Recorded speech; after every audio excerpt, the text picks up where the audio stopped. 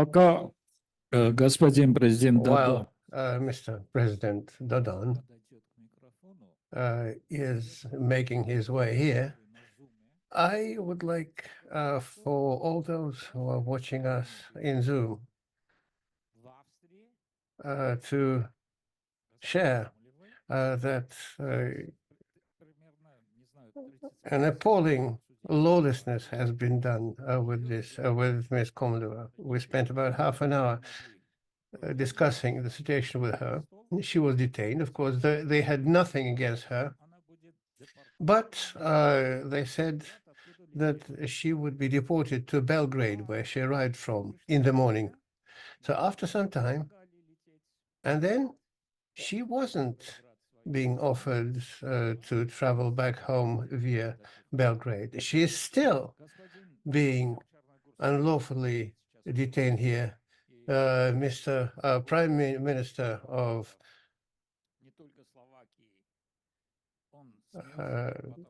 Montenegro, he is an advocate not only for Slovakia. He offered his help, and I told Ms. Komleva, I said, esteemed Professor Komleva, I take it upon myself so that when in Brussels some noise will be made. We have strong lobbies there. And then I will also get the Chamber of Lords involved, because some people who took part in our event earlier today have some clout there as well. вам информацию будет даст. Also, Mr. Prime Minister is going to give you such information that you won't believe. They told Komleva that this arrest was requested by Estonia, of all places. Estonia. So we'll see what we're going to do against Estonia. Well, the Russian Ministry of Foreign Affairs has already been involved. Russian embassy in Vienna is also working on that. And also, we have some influence to apply. So we'll see what happens next and who'll be held responsible for that. And now I'm very happy to introduce a very important guest, as already mentioned, ex-president of Moldova, Republic of Moldova. And as far as I remember, he may also become the next president, because he's a candidate now, and we're going to support him, doing whatever we can. So his topic is the participation of Republic of Moldova in the sanctions war against Russia. It has already turned into an economic disaster for Moldova. How it happened? Well, I think it's also going to be quite interesting for us to hear, because I think Slovakia will also see something familiar there. And then I will ask to be the next speaker. Okay, over to you. Yes, thank you very much. First, I would like to express my gratitude for this opportunity to speak at this venue. We've been collaborating with Alexander. He visited our country, Moldova, many times, and he told me about this venue, has been telling me about this venue for quite some time. So thank you very much. I guess it's not too often that information about Moldova is mentioned here, but I'm not going to be limited to Moldova. Firstly, a few words about what's happening in my country. Moldova is a small country, but it's a multi-ethnic, multicultural country. About 35% are Russian speakers, not Russian, ethnic Russians, but Russian speakers. Well, basically, everybody speaks Russian, so there's no ban on using Russian in the street. So there are some separate cases where they would reply in any language, but on the whole, it's a friendly nation that wants to be friends with everyone. Of course, when the war in Ukraine started, and Ukraine is the closest neighbor we have a shared border. We heard explosions in Odessa, and it could be heard from Chisinau. Of course, everybody started being concerned with what happens next. But let me dwell on the economic part. Most citizens of Moldova were absolutely against us joining any kind of sanctions. As polls say that 77%, 73, more than 73% of Moldovans were against Moldova joining any sanctions, and more than 83% were to keep neutrality. But what happened? The current foreign minister said that we've already joined about 80% of all anti-Russian sanctions. So what has it led to? And by the way, after the war in Ukraine started, we accepted hundreds of thousands of refugees in Moldova, and tens of thousands of them have already have stayed in Moldova. They found jobs. Many of them found the second motherland in our country, and we never felt it as a problem. And the fact that most people speak Russian in Moldova. And by the way, most Ukrainians who've come to us also speak Russian, and there are no problems over there. But let me dwell on the 4 points, how these, of the impact of sanctions. Firstly, of course, after the bank transfers were banned, considering that we have between 350,000 to 450,000 citizens working in Russia. So the ban on bank transfers from Russia immediately put a toll on their families here. So the volume of those transfers went down, by the factor of 2. It was a severe hit. Second was a ban on direct air flights. So our citizens now have to travel via Turkey or Eastern Europe. But the biggest impact was on the imports, the ban of imports. Russia instituted the ban on vegetable imports in retaliation to what Moldova did. And in 2023, our exports to the Russian Federation fell by the factor of 2. So for some, we are an agrarian country. And so we have certain items where the drop is measured in tens, in the powers of 10. Most transportation is now done either via Romania, Poland, Belarus, or through Turkey and the south. The logistics system has been completely destroyed. We used to be the world's top 11th country in apple production. So we're a small country, but we were supplying 200,000 tons of apples to Russia. But because of all the changes I mentioned, it was slashed by 4, and we're now only supplying about 50,000. So they told us that the European market would be an alternative, but we only managed to export it that much. Also, in the past, energy. In the past, we were importing 100% of gas from Russia. Then they told us that it's better to, be cold rather than to buy gas from Russia, which brought the gas price up by the factor of 7, and the utility rates went up. And as a result, we had one of the highest growth in prices in Europe, in Moldova. The inflation rate is now 30%, and there's this poverty threshold, and the official data says that 32% of Moldovan population are below that threshold. Of course, and these are the official data.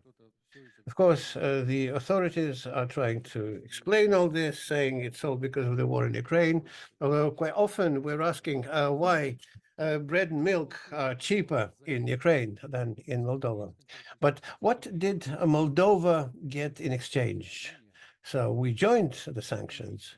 Other countries such as Georgia and Armenia were a bit wiser economically. And you know that in Georgia and Armenia, the GDP has grown. But in Moldova, we got this slump. I think our award was the status of a candidate to the EU, but it hasn't yet given us anything in real terms, because we've had visa-free regime with EU for the past 10 or 11 years. Free trade agreement has already been in place, so we didn't get anything new. So talk about sanctions. Moldova joined, applied about 80% of all sanctions,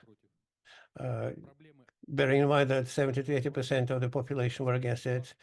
The problems in the economy are huge.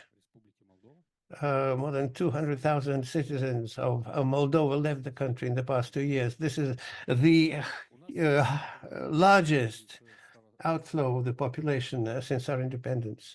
When we were going away from the Soviet Union, we had 4.5 million. So as of 2 years ago, we were 2.5 million population, and now we are another 250,000 people less. So what next? So first I'll say a few words about the region and then back to Moldova.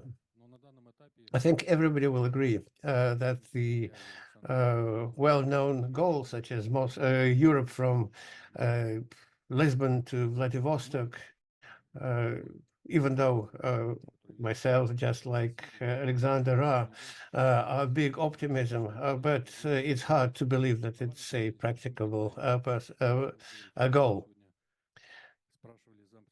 Today, the deputy chairman of the parliament, who we have a meeting with tomorrow, he offers some positive information, but the leadership of the parliament is not going to change. Yes, there are some things happening. We'll see what's happening in France and so on, but it's clear that some new prospects are offered for those who are trying to defend their national interests, but nothing will seriously change in the Commission. Of course, we're all hoping that some negotiations on Ukraine will happen, because that affects you, us, all the more so that we are all close. We have this Dniester problem unsolved. It's very serious.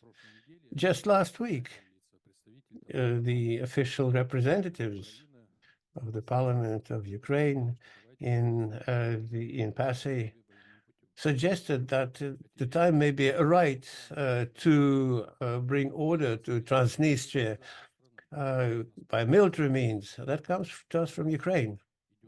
We are militarized. You're seeing militarization of the country on the rise. Reservists are being drafted, and we see exercises being conducted in our republic together with the US, considering that Moldova is considered to be, has declared to be a neutral country. На поддержку населения, которое беднеет. And we need to support the people that are getting poorer, and that concerns us very much. Amid all of this, we are looking forward to a very serious election campaign this year. Next year, in November, we'll have the elections of the president of Moldova, and then the parliamentary election next year in the middle of the year. And this is a parliamentary nation, and the president doesn't have a lot of authority. And the configuration of the parliament that will select the government will determine who is going to be in charge. So it could be a landslide, or it could be a two-tier election. President might most likely lose the election. But we have the diaspora who live in Europe and in the United States, and the current president, to save her position for the first time, introduced voting by mail for the first time in our history to preserve where she is. So only for those living in the United States and in Canada, but not for the Europeans. And also for Norway, where we don't have a lot of Moldovans, but not for all citizens selectively in those countries where they are sure that the elections will be conducted properly and the votes will be cast properly. But their chances of winning the majority next year are slim, and they understand this. Next year, as a result, we had heard that Moldova will start negotiations on acceding to the European Union. I want our position to be known. The Party of Socialists is the main opposition party. We believe that these negotiations need to be conducted, but based on the national interest of our country. We've expressed our position again, and there are 4 key issues we need to consider. Neutrality, that includes Transnistria, because the EU ambassador to Chisinau said that one can enter Europe, EU, without Transnistria. They're saying if you cannot agree with Transnistria, let's take Moldova into Europe without Transnistria. We believe this is treason for the interests of Transnistria. Secondly, it's the economic interest of our manufacturers, producers. We know the level of competition in the EU. We want to protect our own producers, those who produce agricultural produce, wine and apples and whatnot. Thirdly, it's our values. 90% or 96% of our citizens are Orthodox Christians. That's the highest number of any countries in the world of Orthodox Christians. And the LGBT values are not acceptable for us. That's something that we need to talk about. And we have a lot of Russian-speaking people, and there has always been a language of communication. There's the European Charter, and nothing new needs to be invented. So we are ready to continue talking with our colleagues from Brussels along those items, but on the conditions where this meets the needs of the interest of Moldova. That's all I had to say. Thank you very much. Thank you so much. What I would like to ask you, if possible, what is the issue with Transnistria, and what does Ukraine have to do anything with it? I don't understand. Please explain. Let me briefly explain what Transnistria is. In the early 90s, when the Soviet Union broke up, various post-Soviet republics started having conflicts. In our case, the leaders of Moldova were saying that Moldova shouldn't exist, it should become a part of Romania. And there were slogans, if you don't like it, take your suitcase and go to Russia, you're treacherous. And of course, Transnistria, where the majority of Russians were against this. And the first conflict was in Gagauzia, 150,000 of population size, Turkic people, but Orthodox. Then we were able to find common ground using Turks as the intermediaries. And after that, Transnistria flared up. They were not smart enough. There was war, there were victims, there were casualties, and that remained a frozen conflict ever since. We have the largest warehouses in that area, Soviet warehouses with weapons in Kolbasne. And there's also a limited contingent of Russian troops, but right now they are Transnistrians with the Russian citizenship, about 2,000 people that protect those warehouses.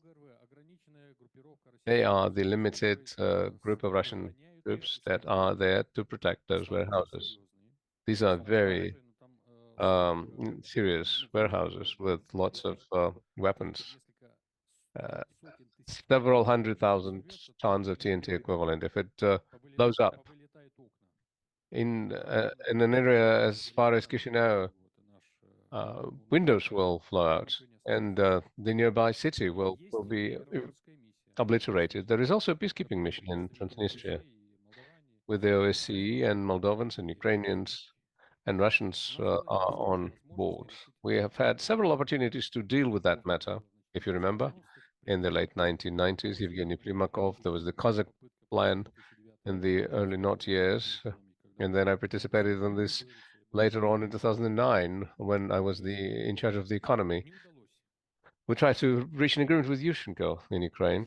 We failed, and now I think that Ukrainians didn't attack Transnistria since the beginning of the war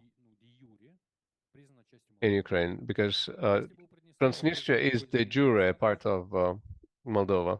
If it had an independence status since March of 22, the Ukrainians would have stepped in there. And over the 2 years of war, there are voices that are being said, let's enter Transnistria. Why Ukrainians?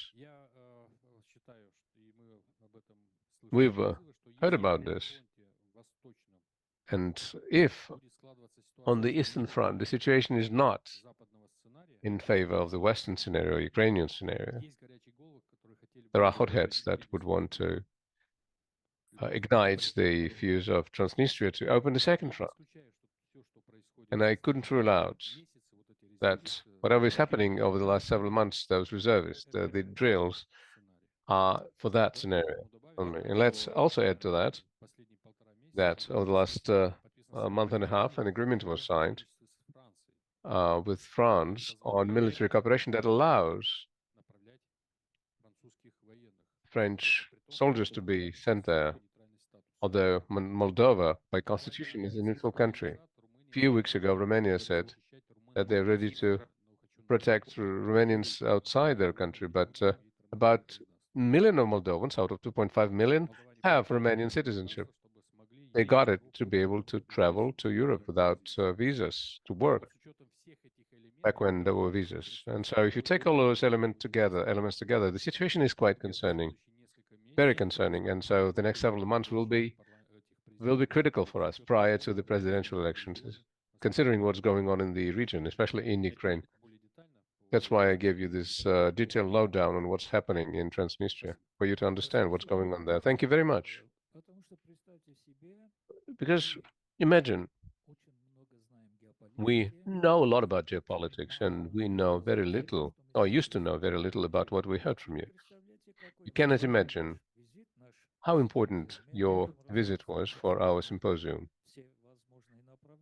We want to focus on all areas possible, and tomorrow you will have an official visit as a parliamentarian to Lubos Blaha. You will be able to discuss whatever you want to discuss with him. And please leave to us the task of keeping Mr. Lubos and Mr. Hukrik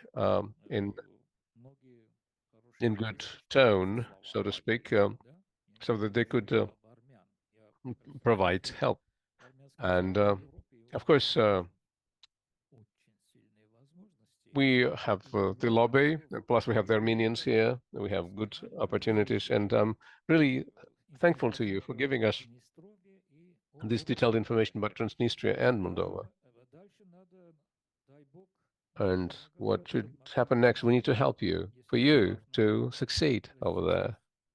Maybe you will succeed in the presidential elections, because that is going to be a 100% guarantee that this country will be developing in the right direction.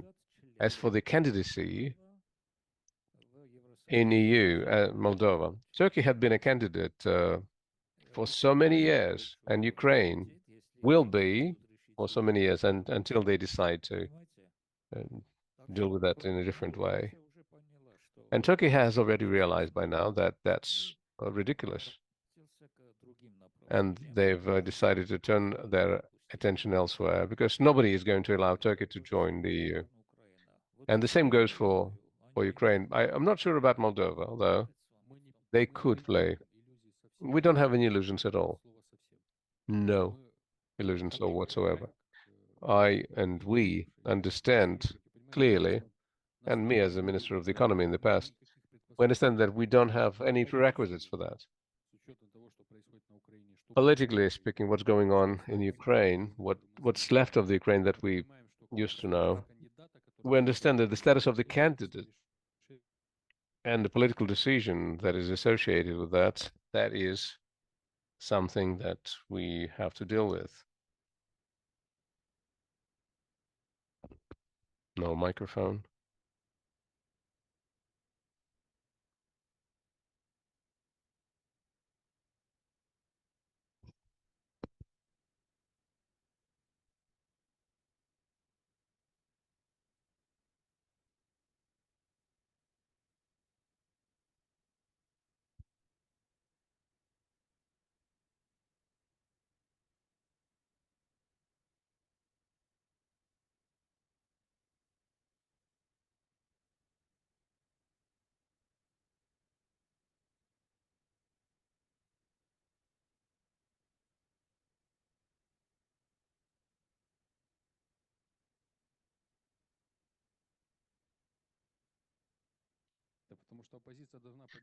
Because the opposition needs to win.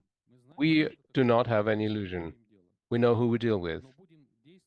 But we will act very carefully based on what's happening in our region. Because the situation is quite complex. I usually say this to our Russian partners, and I did this in St. Petersburg at the forum there. We are in the rear guard. On the one hand, we have Ukraine, and then we have Romania that is part of NATO. Ukraine wants to become a part of NATO, and Romania wants to absorb Moldova. So we cannot look at this in black and white. We have to take well-weighed decisions. Otherwise, we'll lose our country. And that will become really a controversial situation that we will not be able to stop. Yes, please. Mr. Dodon, from the standpoint of us representing Southern Caucasus, there was this association, Ukraine, Moldova, Azerbaijan, Guam. What's going on in Georgia? You probably understand that at this point in time, at the very last moment, Georgia came to the realization, and nobody had expected it to, but the elites in Georgia, the ruling elites of this country, they had come to the realization that they are being pulled into this bloodshed. Nobody had expected this because basically it's the same group that is in power, and everyone had thought that they will be in tune with the European policy, but that they realized at the last moment and they turned. Is something similar could be expected in Moldova? I've given you 56%, but I didn't give you the second part. When we are asked whether you are in favor of EU or the EAEU, the Eurasian Economic Union, it was 56, but it was the other way around. It could be the opposite. But if you give them the third option, the national interest and friendship with both, 70% are in favor of that option, the third one. In Moldova, there are two national interests, and that's the main slogan of the Socialist Party, which is now on the rise. Our position is such, and I know that there are Russian colleagues in Russia that have a position that you cannot sit on two chairs.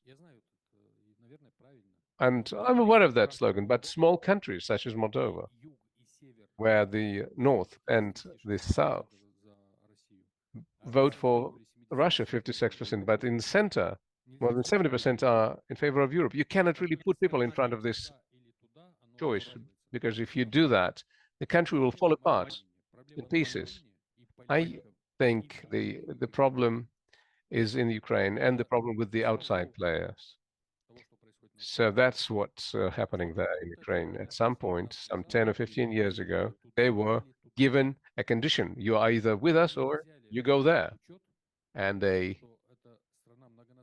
didn't take into account that this is a multinational country, that the Crimea would never want to go there, and the Western Ukraine would not want to go eastward. So you cannot give such a choice to countries that are between two, well, I wouldn't use the word empires, but between two major centers of power. You cannot give them this kind of choice. You're either here or there.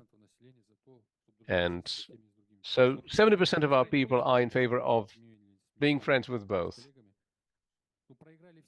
Well, and this is a losing war to everyone, except for two. China has gotten Russia closer, and the United States has taken Europe, basically destroying its economy, and we're all where we are. That's my opinion. It's quite subjective too. Can I ask you a very brief one?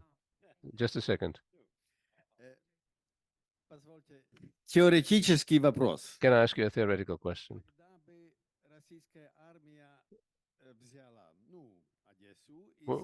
If the Russia took Odessa and created a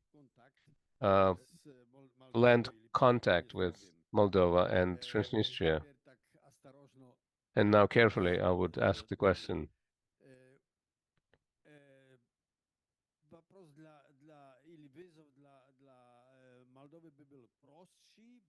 would it be easier to choose for Moldova? Would it make things more complicated for Moldova? It's hard to say. I'll explain why. I think the West, as soon as there is any sign that this scenario could be implemented with the probability of 99.9%, will ignite the situation in Transnistria. They are getting ready for that. They're gearing up for that. That's what they're working towards. So it's hard for me to say whether it's going to be better or worse for us. It's hard for me to say that as a patriot of my country, but it's going in that direction. That's not our strategy. That's not our agenda. We don't know where the Russians would stop, what they agree on. But what's important for us is to ensure that the Romanians and the Americans do not enter our country, because that would be a challenge, and we will become the testing ground, the proving ground for an offensive. I don't think that Russia wants to enter Moldova. Based on what we've heard, what we've discussed, and why would they? Well, they already have problems and issues in Ukraine. Why would they need Ukraine? But what about Transnistria? I think everyone wants Transnistria to be a part of Moldova. It's for everyone's benefit, strategically speaking. If we move emotions aside, I'm not going to dwell on this because this video will be seen by many, but it will be for everyone's benefit, including ourselves, including our Russian partners, and hopefully our Western partners, is for Moldova to join up again with Transnistria so that it becomes a part of Transnistria and not a part of or an element of Russia's south. Okay. Thank you very much. I have a very indelicate question, but as a follow-on to what has been said, and I realize that it's not a question for you, but it's a question about Georgia. What do you think? What kind of motives, in addition to increase their level of sovereignty, do the leaders of Georgia use? What prompted them to be acting more independently? Thanks to what? And I understand that Moldova is walking down a different path and is following a different scenario, and it's not doing what the Georgian leadership is doing. And why is that? I think that Georgia has, in this situation, demonstrated political wisdom based on their interests, national interests.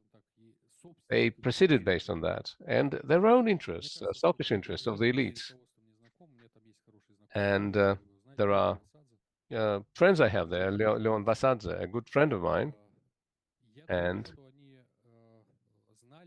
I think they have realized that if they had been doing what they had been doing over the last several years, given the tools that the West is using, they will be just replaced if they don't do what they are being told. Is it possible in Moldova? What's the difference? Мне кажется, что в руководстве Грузии, кроме, ну, за исключением нескольких Where's the элементов, difference? I believe that except for certain items in Georgia, because election is coming, but I refrain from any comments. But I think other leaders in Georgia see their future in Georgia. So what's the difference with Moldova? Main leaders in Moldova don't see their future in Moldova. The current president has worked in IMF and the World Bank for several decades. She was just catapulted to Moldova for a specific task. She has a Romanian passport. The current parliament speaker, same thing. Prime minister, same thing.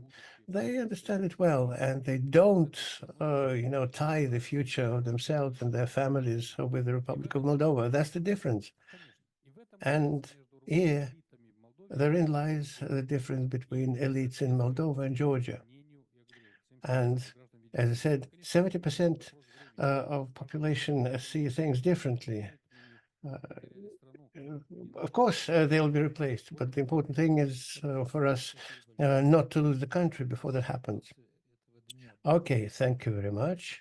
At the end of the day, we are going to have about half an hour for Q&A and debate.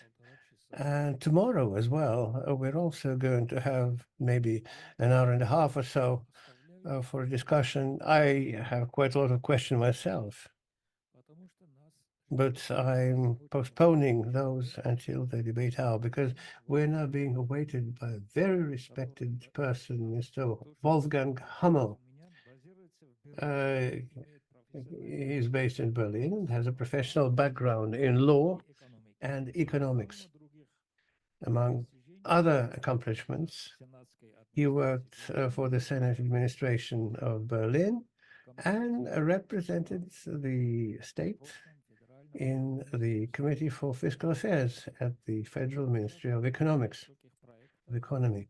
He was also involved in several projects in the Soviet Union and was a member of IMF working in Kiev.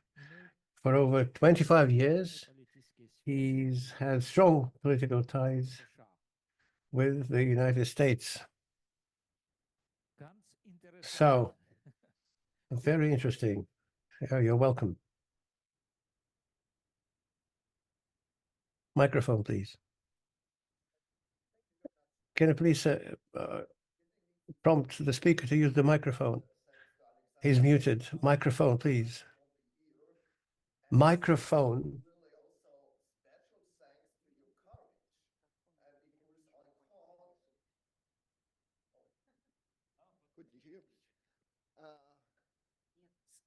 So I hope I will not repeat everything, but really seriously, special thanks for your courage. I can't think of many people who in these days have what we call the backbone to arrange and organize such a conference.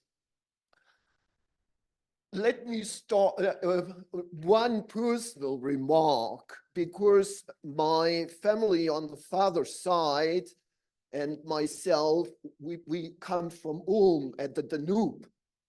And sometimes when I was sitting on the banks with my father, we looked down the river. And at this time, during Cold War times, the river seemed to stop shortly after Vienna. And so in this wider context, I think Bratislava is a great place to work as a kind of model, as a kind of capital for peace, because it was also the city where East and West connected again.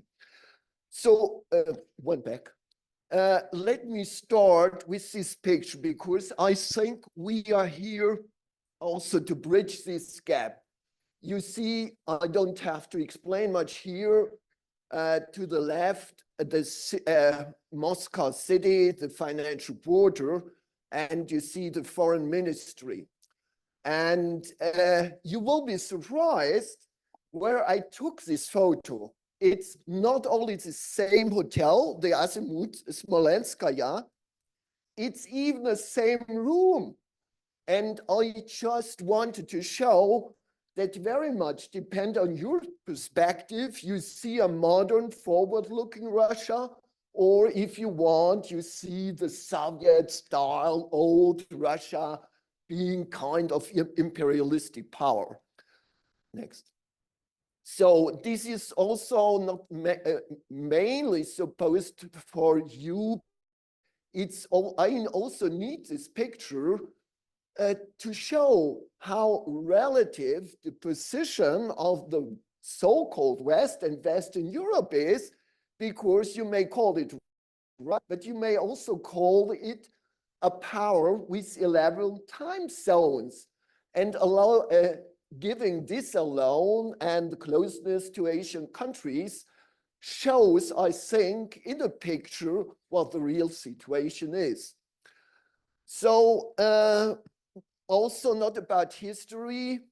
We talked about Georgia, we talked about Armenia already. For me, in many ways, it's like tectonic plates touching and rubbing each other.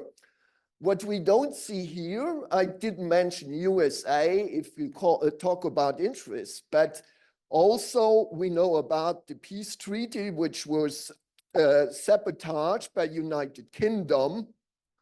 There is no UK on this map, but you know that in Cyprus, there are still 2 military bases, and they control not only the airspace in the Mediterranean, they do it also until Russia. So despite the fact that you don't see UK on this map, they are very active. So short look on the conflict zone. We all know it's depressing to see. I put the same pictures from 1 year ago up there, and you don't see any change. So it's similar to World War I. You have this war of arbitration, or you may call it trench war, but young men dying. I took just this is from Kaliningrad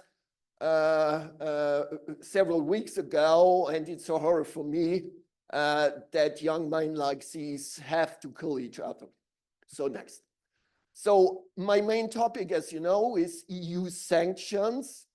So first, not to forget, were introduced in 2014, and you certainly are following the news.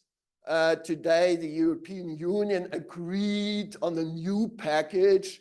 The main focus is now these days on LNG exports. And let me sum it up, what I wrote down. Together with EU sanctions, there is no other country which was ever in such a comprehensive way, in such a detailed way sanctioned, neither Iran, neither Iraq, nor Venezuela, nor Syria, nor North Korea. But again, as we also know, it had a limited effect. So, but first of all, what were the so-called expectations of the West? The liberal news magazine Economist already in February 2022 called the mother of all sanctions. For you, you may know it. It's mostly not only this package, but mainly the so-called SWIFT, this banking transfer system, which has been into focus. Then I take this these regular so-called results of the University of Yale. You know, this professor, he hates Russia, but all the Western media, because it's Yale University, they took his reports, which every several months didn't get or are contradicted by reality. And this was the basis of hundreds of headlines: sanction paralyzed the Russian economy, And that was already in July 2023, continuing until today. No, just one back. And even Reuters, a definitely serious source, talked about the financial nuclear weapon, which will now be used against Russia. This was 2 years ago. So this is just some pictures. You are very familiar. I don't have to tell you. This is also from Kaliningrad. I would love to have these petrol prices in Germany because it's just almost 1/4 of the German petrol prices. Next. This is also to show how Russia handled the sanctions. Every one of you knows which US fast food company was operating it before the sanctions. Next. And so let's have a look on the economic data, because I don't want to come to the conclusion at the very beginning, but the friends from Moldova will see another example for self-inflicting damage, because the forecast for Germany by the certainly not pro-Russian IMF is just a stagnation. We have the lowest growth of all G7 states, the so-called strongest states in the world, and Russia is predicted to have a growth rate of 3.2%. So why? And this, I think, if the West didn't realize something, this is reflected in this image, because the so-called West has to realize that a lot of these countries, they thought in a kind of arrogance, which were on their side, didn't join them.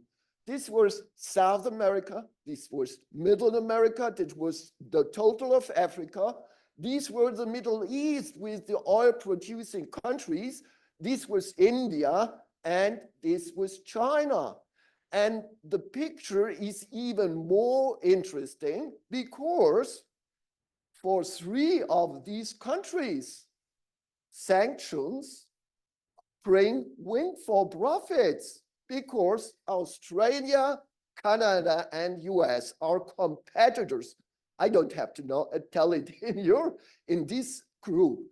They are competitors. So you are happy to have sanctions because it's about pushing Russia out of the market.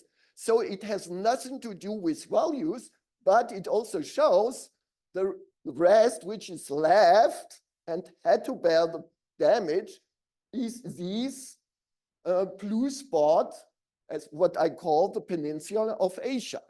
Next. So this is also what our colleagues from Moldova just touched on. I took this at the Georgian-Russian border. And I was there several days, and you see, if you know the Brenner in Austria, this was the same traffic day and night. And this is from Russia and back. And there was lorries standing bumper by bumper. And the interesting thing is, this is all reflected in the economic statistics of Georgia. But I also understand that they say, hey, we care about our population. If we decide for one, you touched on it, if we decide for Russia or against, it's to our advantage. So, but it also explains why the sanction had a limited effect. So this was an international energy conference. I took part. And for him, it's clear, this is the minister of India. And what did he say?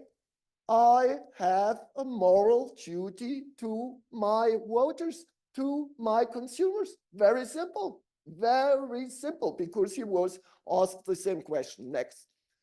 So why did I show this photo?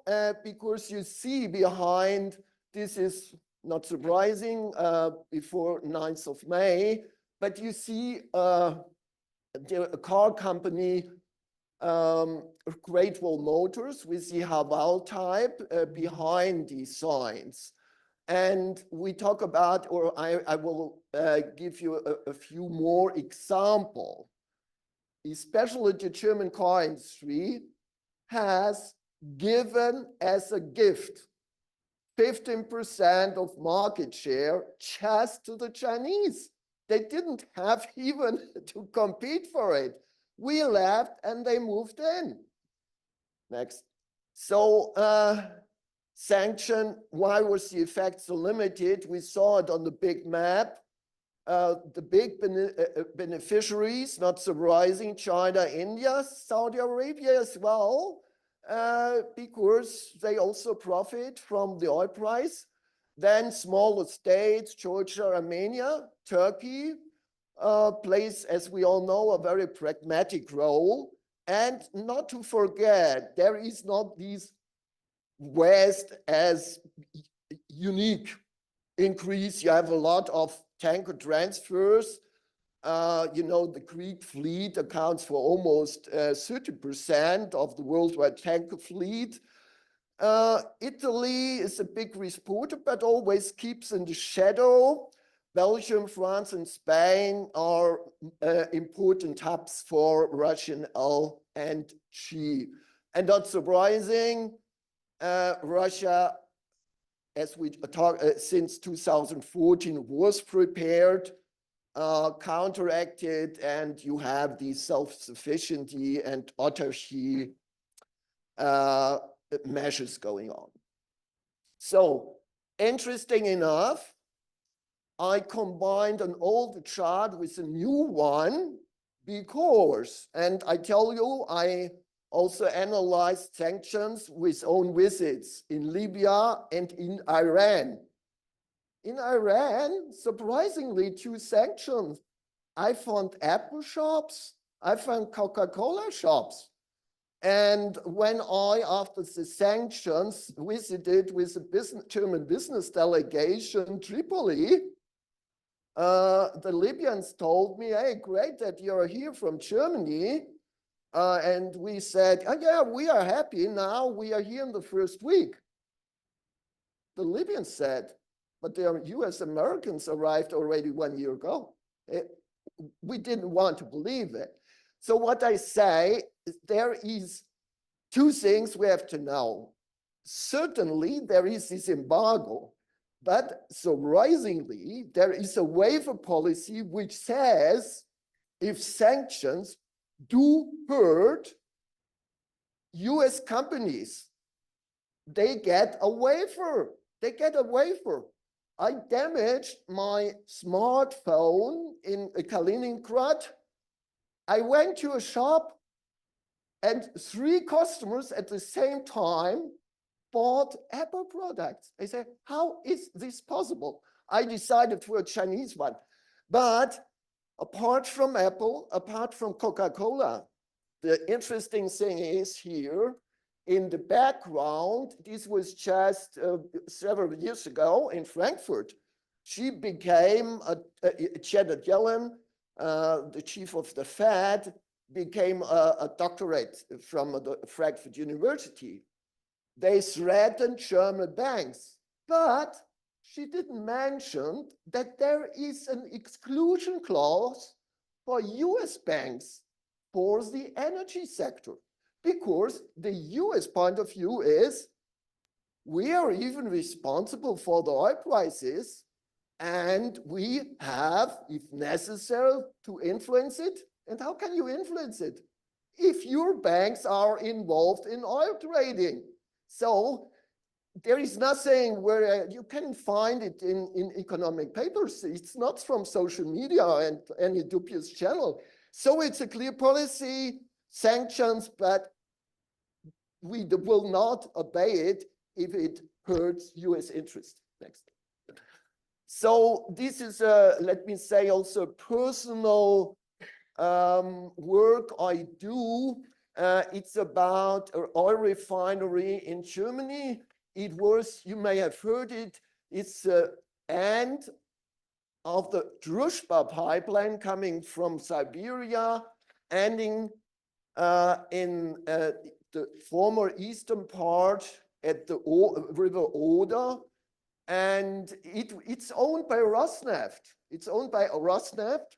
But now they are not entitled to buy, to get Russian oil, which means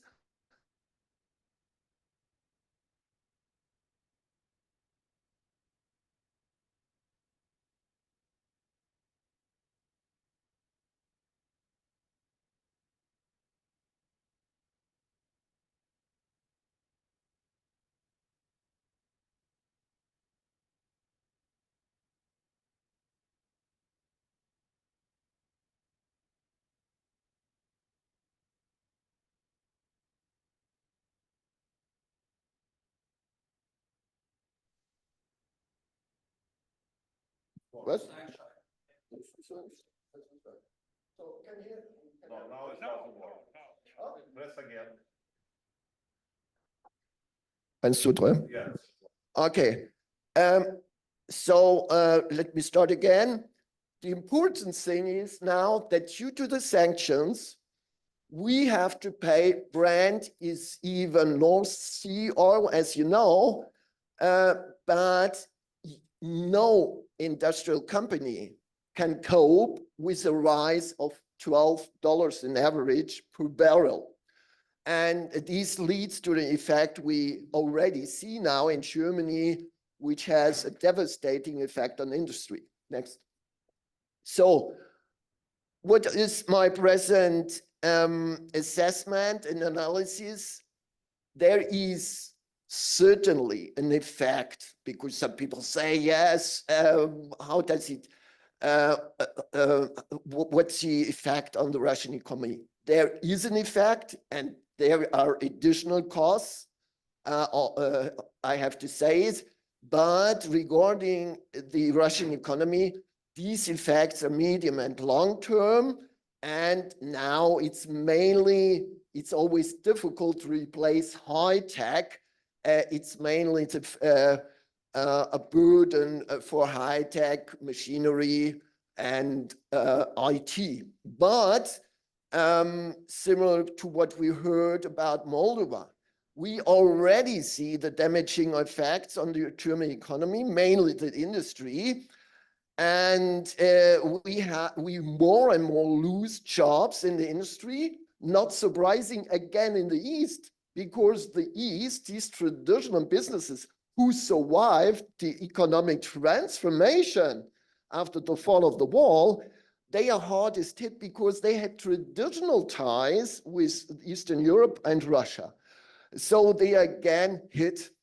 And which is really frightening is we have an erosion of the German industrial basis.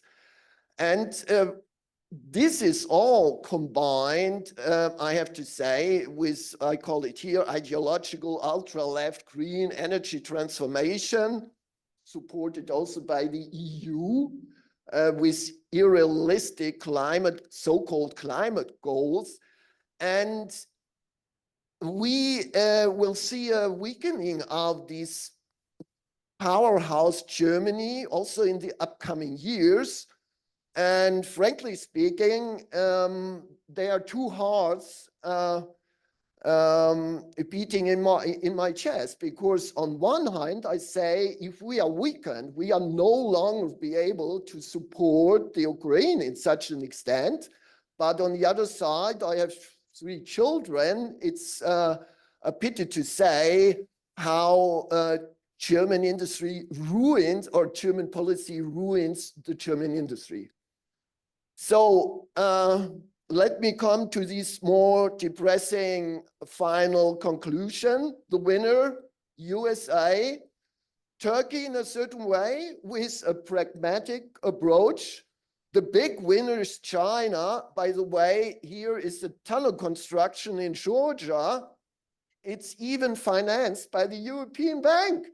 And the sign says, tunnel construction company Beijing. So the strange thing is that also the EU opens even the door to China, and with their sanction policy also pushes Russia in the hands of China. And depressing for me as a German, the loser is definitely Germany. Thank you very much.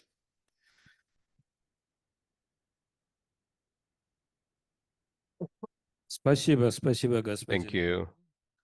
Thank you so much, Mr. Hummel. That was a very interesting presentation. Would like to thank you for that. And please keep in mind, dear colleagues, that on our agenda we have a project that a couple of countries, Slovakia and Hungary, could introduce a veto against the anti-Russian sanctions in the European Parliament. We are working on that very seriously. And there is also understanding what has happened against Robert Fico.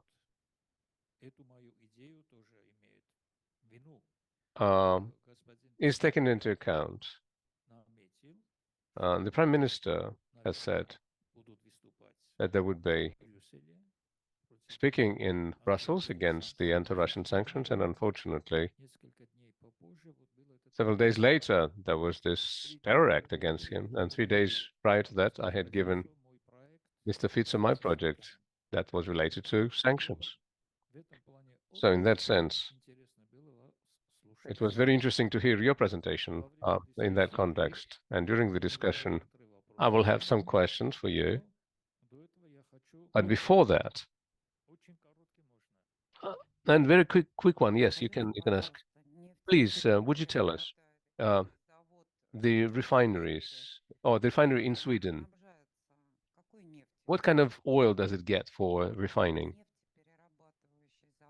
The refinery in Brandenburg, is it still operational? And if it does it get oil from what country through Poland? It shouldn't be Brent, it should be Urals, right?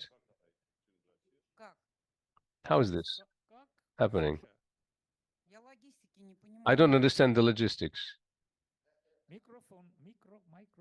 Use microphone, please. Allow me to answer in English. I think you mentioned it. It's even, or some part I would call strange, because we are getting oil from Kazakhstan. But as we all know, it flows through the same pipeline. But fortunately, Kazakhstan and Russia found a solution. And I can say here, the chemist from the refinery told me, smiling, the molecules don't have a number plate. You know what I mean. So, but we are hopeful that they found a pragmatic way. But now it gets really strange, because this refinery always was supposed to be a part of Druzhba and not connected to a seaport. So Germany brought itself in a position where they had to buy oil now from Dansk in Poland. And they buy oil from the United States. They buy it from Saudi Arabia. We pay the transport costs for that. And now I always wonder where the environmental groups are. From time to time, because oil is an oil market, they get even oil from, believe it or not, from Brazil. Why did they find out? Because there was so much water in it. This oil from Brazil is drilled over 4,000 in the deep sea. And nobody tells you what economic nonsense this is. So anyway, at the moment, to reduce capacity, they are allowed at least to refine it. And there is economic pressure, as you know, despite the fact that Germany calls itself a free economy, that Rosneft has to sell their shares. How can you tell an investor to sell his company? But I can mention, I'm representing the workers in a legal battle against the economic ministry, by the way. Спасибо. Больше никаких вопросов, пожалуйста, потому что от Thank you. нервозности... No more questions. Because of getting nervous, Luis Faragha smoked a cigar and disappeared.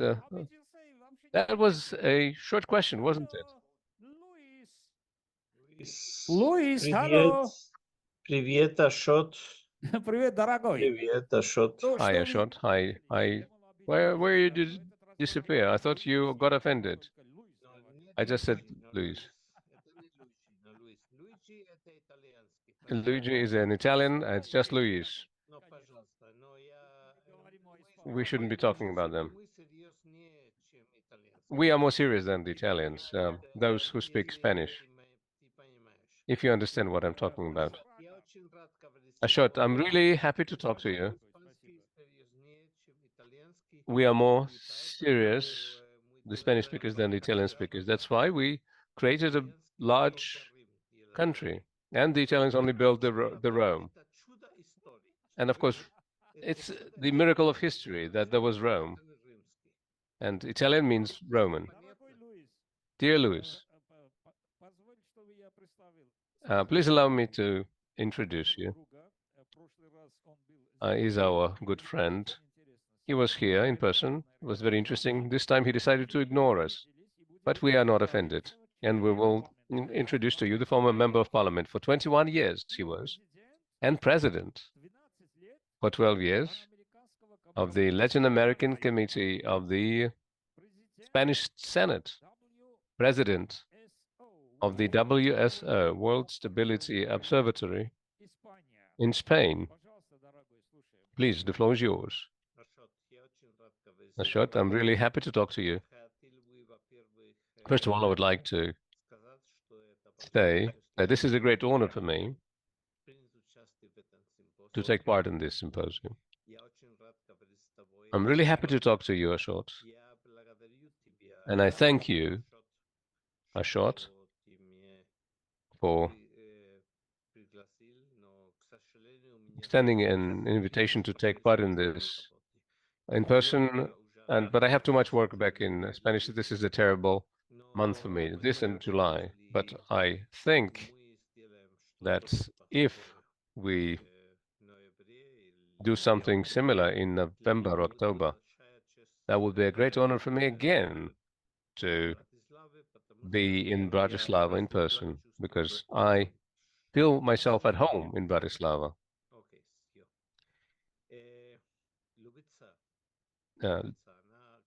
Lubica, she's somewhere over there, but I would like to thank her. How can we work without her, even for 1 minute? She's right there. I can see her. Thank you. Thank you, Lubica. Wonderful. You were very patient with me, because unfortunately I couldn't be with you today. So what I would like to say about our interpreters, they are very important for us. Without interpreters, and I'm sorry for not speaking Russian fluently, but I would like to say that we wouldn't have been able to accomplish anything without the interpreters. So I would like to say, please, tell Prime Minister Fico that I'm with him. I saw this terror act against Fico. That was terrible, horrible.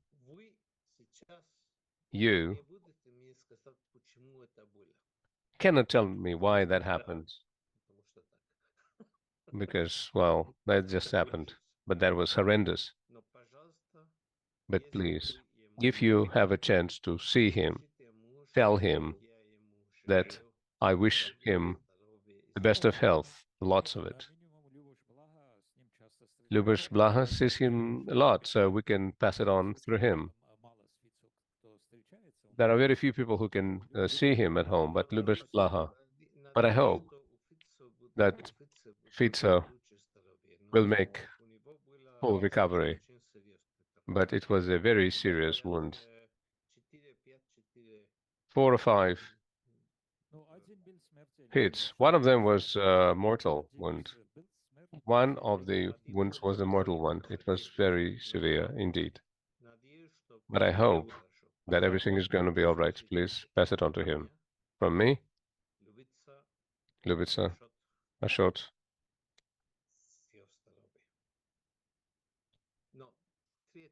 All the best. And the third thing, I'm not going to speak a lot in Russian because I don't speak Russian really well, and I will continue in English. And Lubos Blaha is a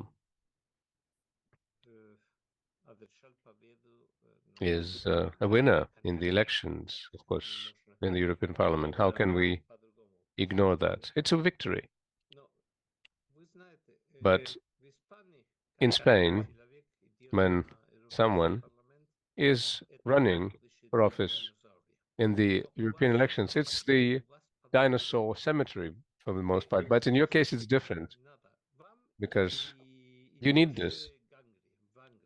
And the same goes for England. You need to say what you think about what Brussels does.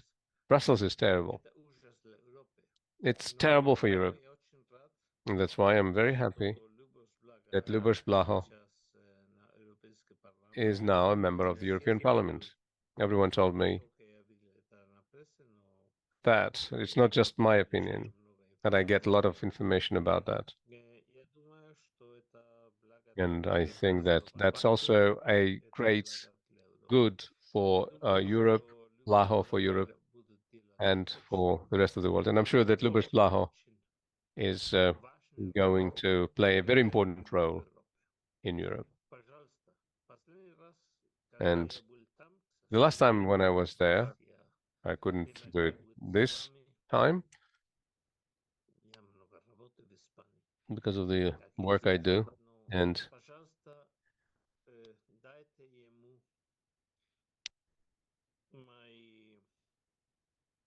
please pass on to him my congratulations many times. Congratulations, congratulations, congratulations. Thank you. I will. Yes, you can start in English.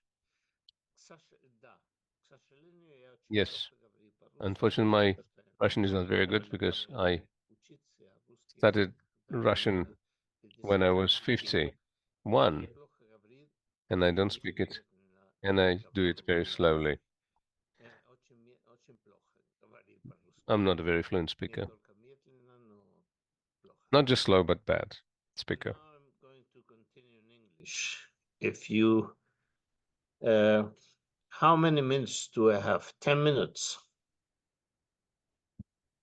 12. 2 от меня. Okay, okay. 12, 2 from me. I mean, I have a lot to say, and everything what I'm going to say is going to be written in an article which I'm going to publish in Spain. Now, the subject of what I say today is a question. Will we have a large-scale war in Europe? That's the question. По-русски.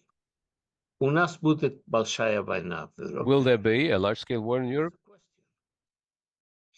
Now, that's a question. I mean, that's a very important question. If we are going to have a large-scale war in Europe, I mean, there are a lot of people listening to me, but that's the real question.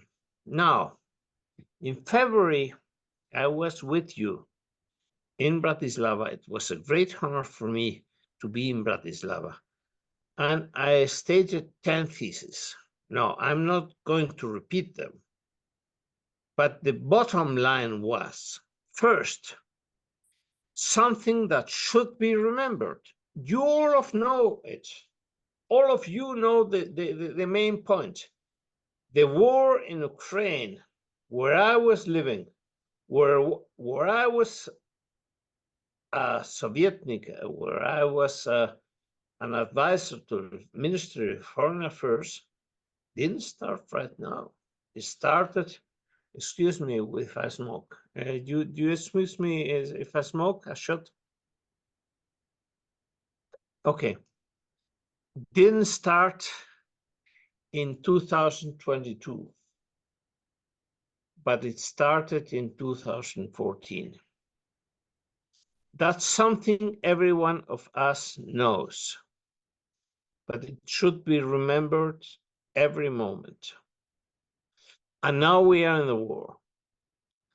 What I also stated is that there are three future options. Either the Ukraine government collapses, either the Ukraine army collapses, and with a catalyzation factor, which is the possible victory of Trump in the US. Okay, that's what I stated. Now, in June 24, I state the same. I always say the same. What I said, it was correct. But now there are new factors, and we should very carefully see for those factors. And which is the main factor? The territorial gains of the Russian army in Lugansk and especially in Kharkov. These territorial gains, the result of these territorial gains is that the West is nervous. The West is nervous. But what the hell is the West? What the hell is the West? I mean, I don't like this word. The West, what is the West? There's Europe, there's the US, there's NATO, and there are other alliances. What the hell is the West? But, and that's the most important thing I'm going to say, there are war drums beating in the West. They want the war. Yes or not? Okay, that's the way it is. And that's the main problem right now. I was in February in Bratislava with you, and the so-called West was not so nervous, but now they are nervous. That's the way it is, and that's the way it is. And there are people who want the war. And the war is possible. The war is not a scenario. I mean, that's a real big war. We are in the same situation that Europe was in 1914. We're in the same scenario, Ashot. Don't you agree with it? But the war has no logics. The war, the military operations have no logics. Remember what happened in 2014, in 1914. It had no logics, but it was a catastrophe for Europe. It was a catastrophe for the world, but it was especially a catastrophe for Europe. Now, there are three landscapes: the landscape in the US, the landscape in Europe, and the landscape in Russia. I have to stick to the small minutes you told me, Ashot. So, which is the landscape in the US? It's very interesting. It's really very interesting. First, the US wants the war. The US wants a war. It's a war which is going to be fought in European territory, far from them, with European casualties. I repeat it, European casualties, Ukrainian, Russian, and, and maybe Europeans. But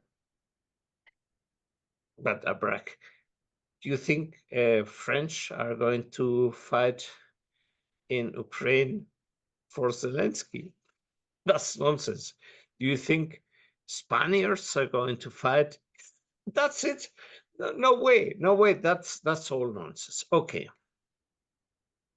Now, but the interesting point is the US. The US wants the war. Who wants the war? Who wants the war? Who the hell wants the war? Do you think that usual Americans want the war? No. No, it's the military-industrial complex in the US who wants the war because they're going to profit from it. It's the energy complex in the US who wants the war. And it's all the transvested Department of Defense with the Rand Corporation. Rand Corporation, read their articles. I always follow the Rand Corporations and I say, well, they're mad, but they're logical. They're logical. They're logical. They have a goal. Who want the war? But what the hell? A shot? What the hell? Ask a farmer in Kentucky. Ask a producer in Minnesota. Ask whoever you want, a film producer in California or whatever. Do they want the war? They don't want the war. What the hell? That's nonsense. And that's the main point. American people, I've been living 4.5 years, 5 years in the US. I like American people. They know which is good and which is worse. They never lie to you. I like from Americans. Americans have a kind of anticorps against the lie. I like American people, but the real system wants the war. Now, and there's another point. Which is the only hope? I'm speaking about the landscape in the US, which I know very well because I've been living for 5 years in the US. The only hope is Trump. Trump won't like the war. But will Trump win? Will Trump win? We all desire, you desire a shot, and everyone desires that Trump's win because he's going to stop the war. But he is going to win. All the polls are for him. Everyone in the US is for him. But I'm not very good with the glass ball. I don't have the paper where the future is written.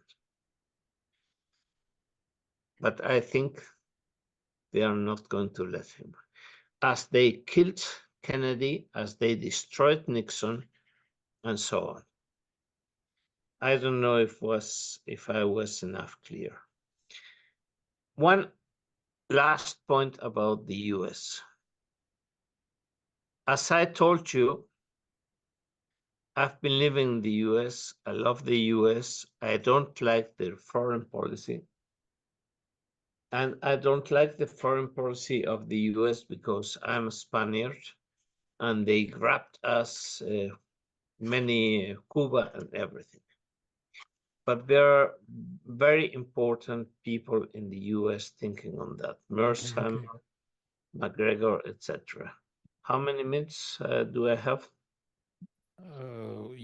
Я думаю, ты прошел уже все красные линии. I think you're well past all the red lines. Just a summary, if you may. I'm not going to talk about Europe. Well, we have no more time. Can you please briefly wrap up, if I may ask you?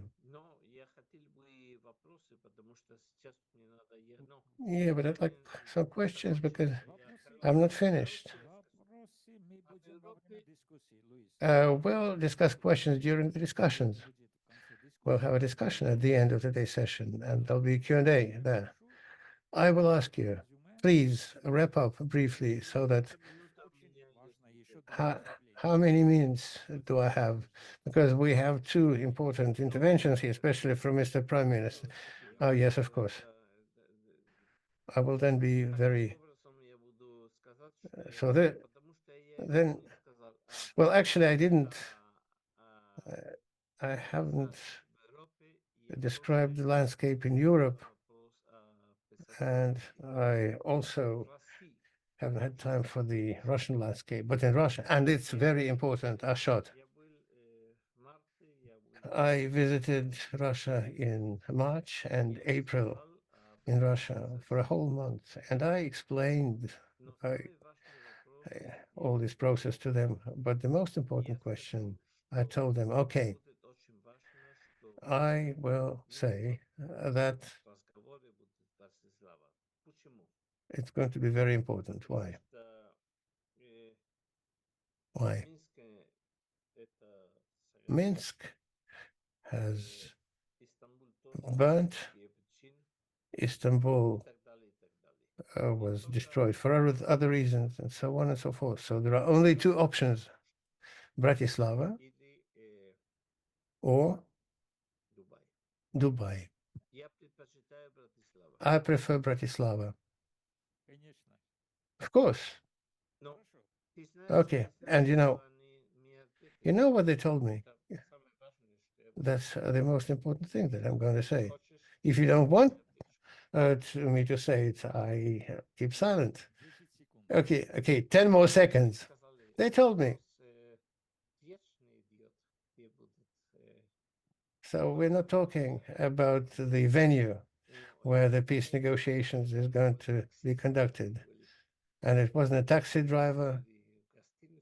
It wasn't a person in the hotel. It was at the top level. They said, it doesn't make a difference for us. So I said, Bratislava. They said, Bratislava. Okay. No. And they told me, we're talking about conditions for these conversations. Only when Ukraine is not going to represent danger for us, then we'll start conversations. I actually wanted to spend more time talking. I had more things to say, but you told me that I ran out of time. Okay, Louis, we are going to have two interventions now, and then a discussion. And there's an hour for the discussion, and we'll be happy to listen to you.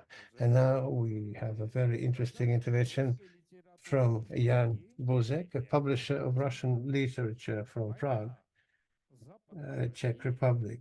And the topic is the West's war with Russia, challenges, forecasts, assessments.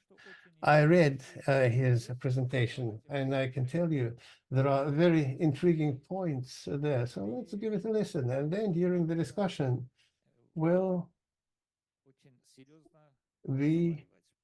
I have a very serious conversation with him. Thank you very much for the opportunity to speak in this respected circle of people.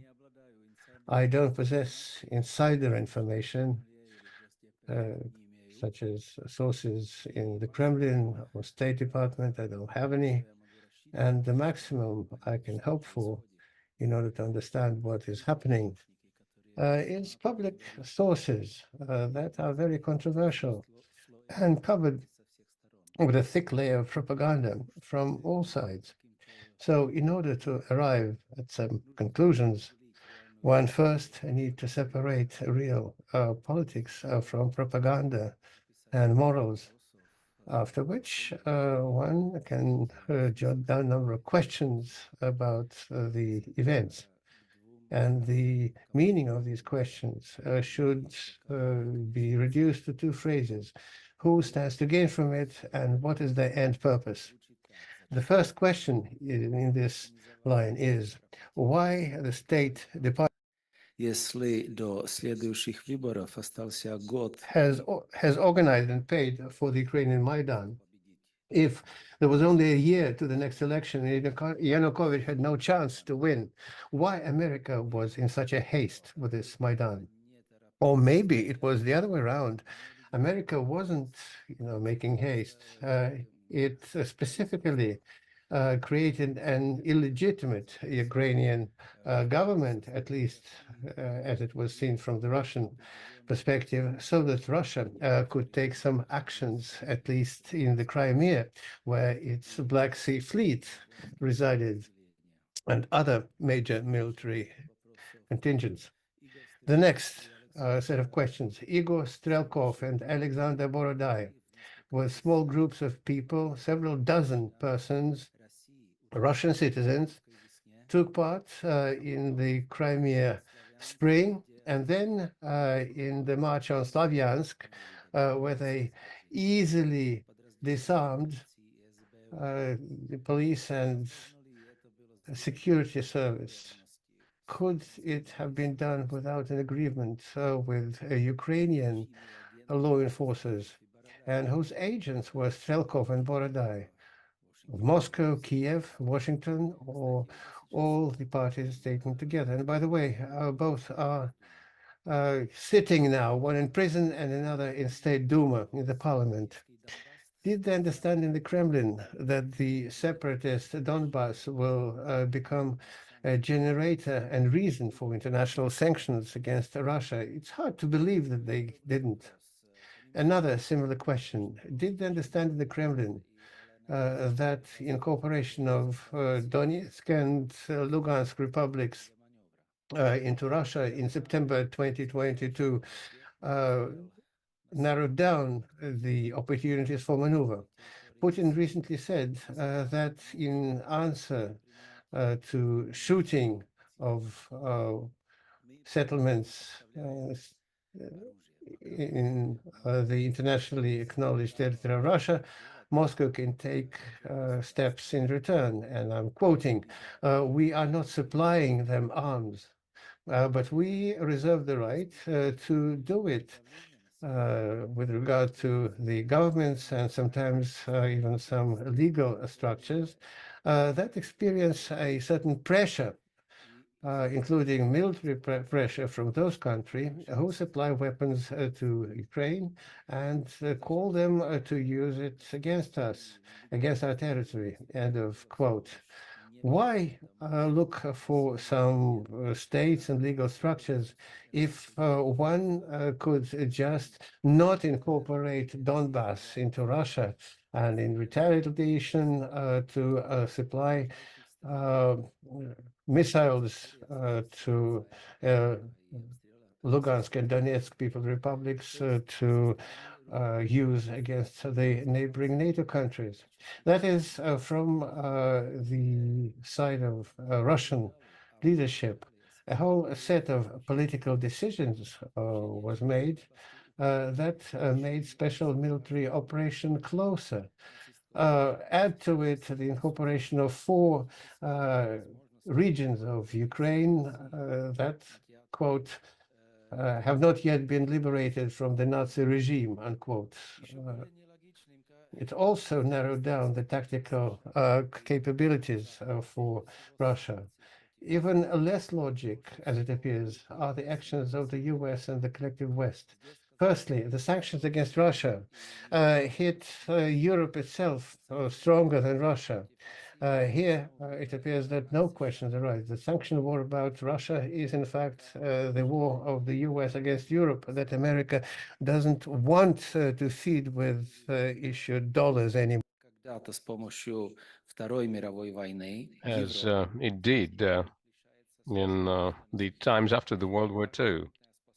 So Europe is losing its industry, and its competitiveness was based on Russia's cheap gas supplied by pipelines. Another question arises: does Moscow play into the hands of Americans in their desire to walk Europe down the new Morgenthau plan? According to that plan, Germany, after the war, was assigned the role of a deindustrialized agrarian country. Or is Moscow trying to inhibit the implementation of this plan by all means possible? But it's not succeeding, and that's why it has to fight. The next question that has to be answered in a definitive way. Russia is a nuclear superpower with an updated nuclear triad and the world's best nuclear and missile industry. Can anyone fight a war with Russia, even if it's a hybrid, a proxy war, without having a preliminary agreement with it about the conditions of fighting such a war? The hotline Washington-Moscow was created right after the Cuban Missile Crisis in order to coordinate and prevent such nuclear crises. That's why it is hard to believe that the American ruling elites have stopped being afraid of the nuclear escalation, which, based on what's been hyped up in the media, is actually in full swing. They're all crazy over there. The most popular explanation of the actions of the Americans and the West, and the most unpopular explanation of these illogical actions, is in the following: the Americans have made an offer to Putin to play the role of a baddie, and in return, Putin will get what it couldn't achieve without the war and the participation of the collective West, which is to de-dollarize Russia's economy, nationalize elites, replace imports quickly, and cleanse the country of the white ribbon opposition. Had the Americans really wanted to split Russia from inside, they wouldn't have given the command to the Russian fifth column to urgently leave Russia right after the beginning of the special military operation, because the fifth column had to wait for General Franco in Madrid and not in Israel. So in general, everything speaks about the fact that the SMO is a joint American-Russian project, just because you can only agree with the nuclear power number one to ensure that the escalation is within certain prescribed limits and doesn't get out of control. As an illustration of the fact that the war in Europe is a pre-agreed deal, a very close cooperation between the United States and Russia in space, continued supplies of pipeline gas and oil into Europe through Ukraine, continuation of the uranium trade with the United States for the nuclear reactors there, coordination of Russia's militaries and the United States militaries in Syria, and some other projects that we do not read about in the headlines in the media. Let me draw some conclusions. This war was organized by the United States to reformat the United States through robbing Europe by removing bankrupt manufacturing facilities such as BASF, Siemens, and others, by relocating them into the United States and partly into China. But even in the case of China, the United States plan to deal with after the situation with Europe. This is the war that is waged upon the agreement with the Kremlin, whose interest is ensuring that the SMO leads to import substitution and improves the Russian economy, strengthens it, and allows it to nationalize its elites. The winners of this agreed upon war of the West against Russia are the United States and Russia, and the losers are the hydrocarbon deficient Europe, who the United States no longer are going to supply with the printed dollars and Russian cheap hydrocarbons. That's why this war in Central Europe was needed, without which this reformatting of the world would not have been possible. Thank you. Thank you so much.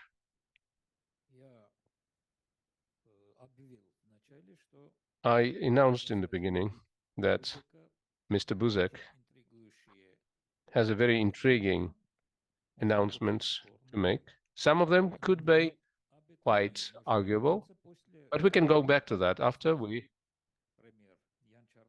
give the floor to Mr. Jan Czarnogórski, co-president of the Club of Jana Pana, ex-prime minister. Microphone? I cannot hear the microphone. Microphone? And so Mr. Czarnogórski will talk about Bratislava as the city of peace. The floor is yours. Thank you very much. Dear ladies and gentlemen, the whole day we had been listening to very important presentations about very important issues. So time has come to talk about hypothetical and illusionary talk about the topic of this conference. There are 2 points or lines that have special importance in international relations. The point or line of contacts between opposing forces, or usually it's a point where the exhausted opposing forces meet and decide to put an end to the conflict that continues on. And in that point where we see the fighting, there are lots of points in the history of that. And right now, a point where the conflicting parties conflict is the Gaza sector in Israel, and the front line is the front line in Ukraine. The depth of the problem of searching for the point where the exhausted parties could meet is illustrated by the Westphalia Peace Agreement that put an end to the 30-year-old war in Europe between 1618 and 1648. By essentially destroying the entire Central Europe in this religious war between the Protestants and Catholics, the foes, the enemies, was hating each other so much that they couldn't even meet in one point, in one city. But they had to stop the war because they could no longer fight. They fought, they had negotiations in such a way that one warring party met in Münster, they were Catholics, the other in the city of Osnabrück, they were Protestants. Both cities, fortunately, were in the German Westphalia country. Back then it was even more complicated name. They sent each other proposals by sending messengers on horseback. After 4 years of negotiations, and the war was still being waged over these 4 years, they came to an agreement, and the agreement, the treaty, the peace treaty that put an end to the war was named the Westphalia Treaty. There are 2 categories of places where peace negotiations are conducted. One category consists of cities that end conflicts with one party that is a clear winner and one clearly losing party. Then there are no real negotiations, but the winning party dictates conditions for stopping the conflict, and the losing party accepts them, because it does not simply have a choice. That was the Paris after World War One, with the winning France and allies, and the Germany that lost, together with Austria-Hungary, and that was the Treaty of Versailles. And then in Berlin after World War II, the Allies and Germany signed Germany's surrender.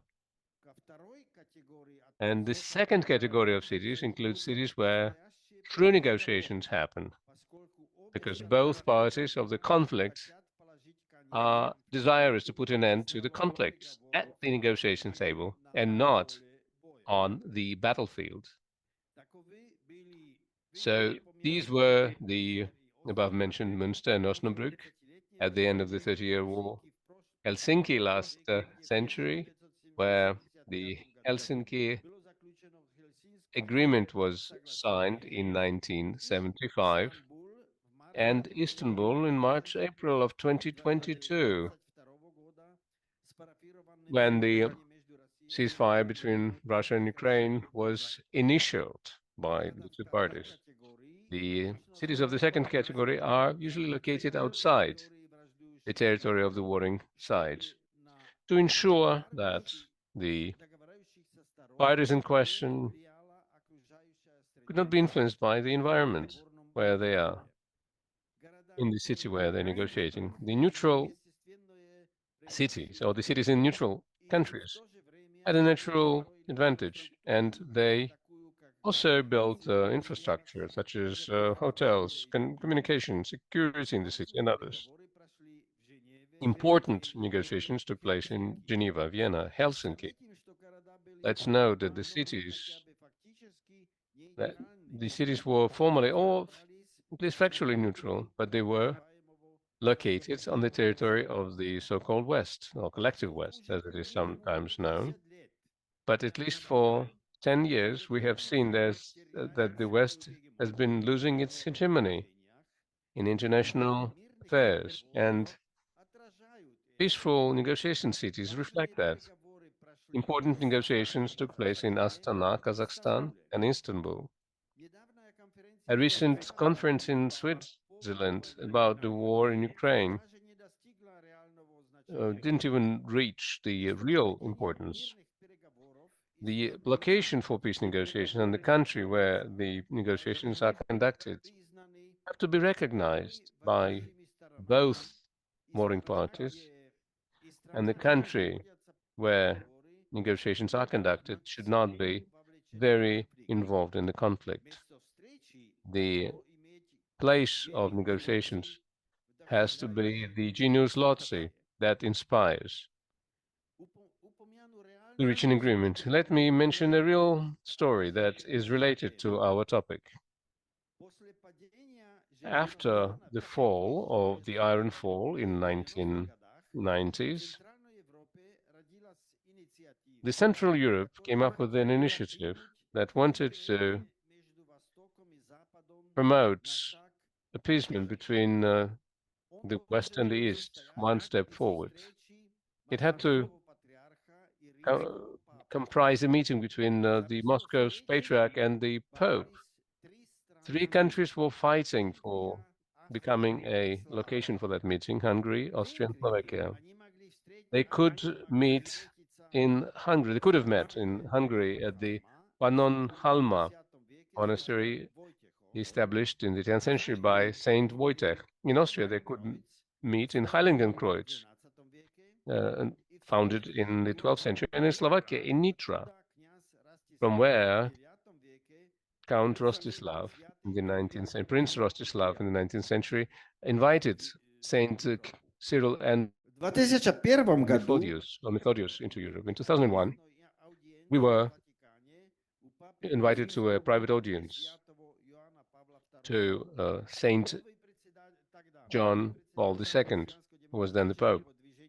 The new chair of the Christian Democratic Union in Slovakia, Pavel Grušovský, and myself.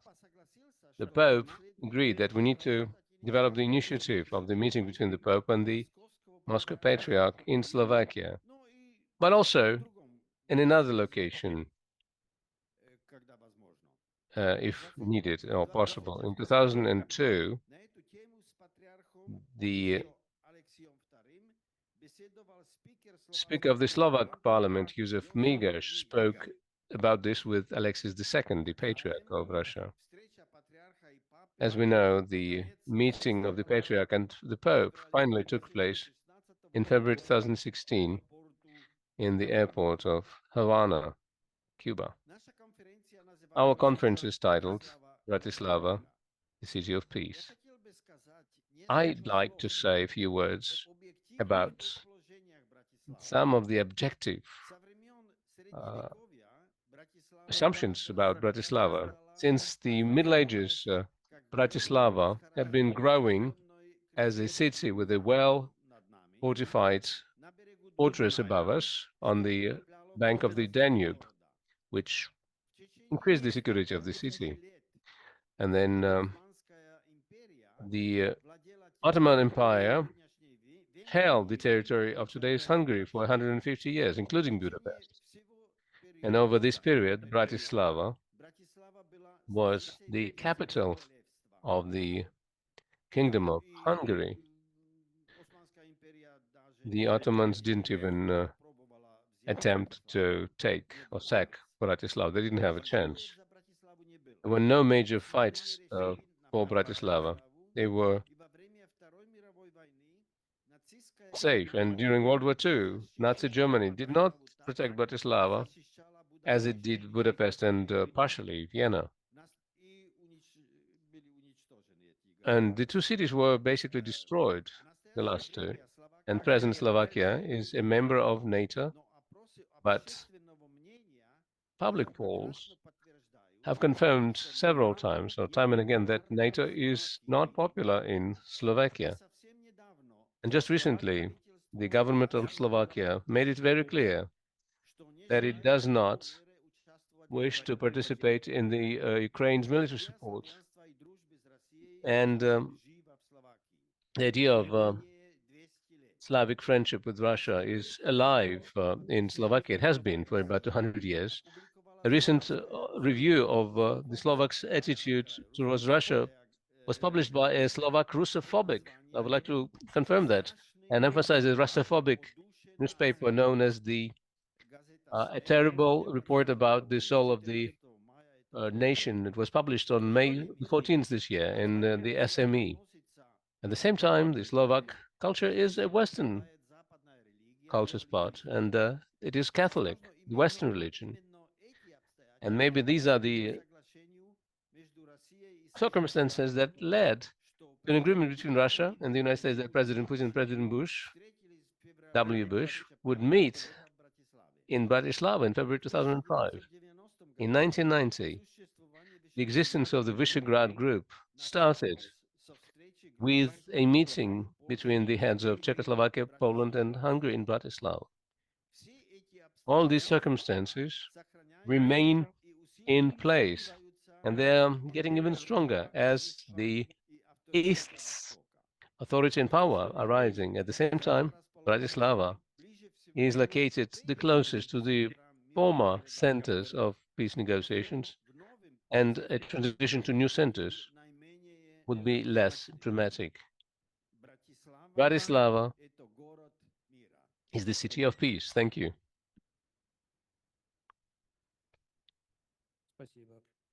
Thank you. That was planned as an ultimate presentation.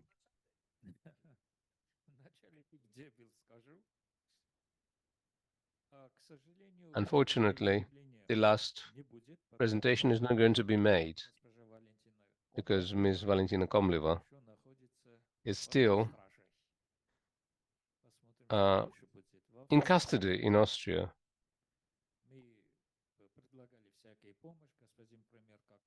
We offered different types of help to her, and His Excellency Mr. Minister also is helped as a lawyer.